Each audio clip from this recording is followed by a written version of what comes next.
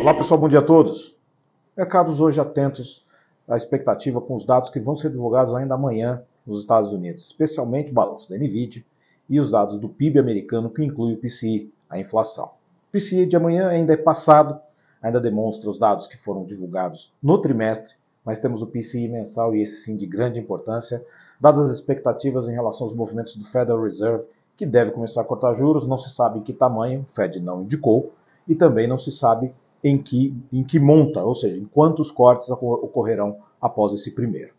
Importante também se observar que temos dados hoje, não são tão relevantes, mas dado o contexto do Federal Reserve, são importantes serem observados, como o S&P preços de imóveis e também os dados de CB, confiança do consumidor, ou seja, como dissemos antes, todos os dados ficaram importantes, mas aqui no Brasil temos IPCA 15, onde projetamos uma alta de 0,25%, 4,45% em 12 meses, que não deve mudar as perspectivas em relação ao Copom manter os juros inalterados. Galípolo já alterou seu discurso, já foi chamado a Brasília, provavelmente pode ser escolhido a ser o novo presidente do Banco Central, e neste contexto, este alívio das pressões em relação aos juros começam a se refletir de maneira melhor. Galípolo não fez um discurso de elevação de juros, mas o mercado, especialmente as curvas de juros, assim interpretaram, e agora a situação está um pouco mais aliviada.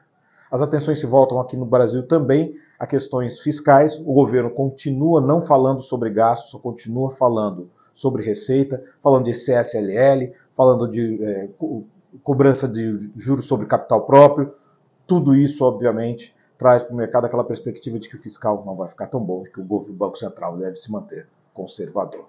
Nesse momento, futuros em Nova York, bolsas europeias entre de lado e negativo, temos o dólar caindo contra a maioria das divisas, só ganhando contra o ien, e entre as commodities, quedas generalizadas entre as energéticas, as metálicas e também as commodities agrícolas. É isso aí, pessoal. Tenham todos uma ótima sessão e bons negócios.